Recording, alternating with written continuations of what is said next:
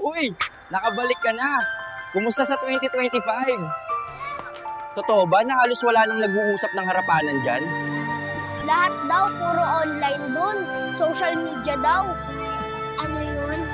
Masarap kaya lasa nun? Facebook daw. O ano ba yung libro na yon? Or bagong flavor ng pansit canton? Hindi na raw lumalabas ang mga bata dun para maglaro. Puro screen na lang daw ang hawak nila. Screen? Parang TV ba? Eh sa bahay nga, saglit pa lang kaming nanonood, mag-o-overheat na daw yung TV.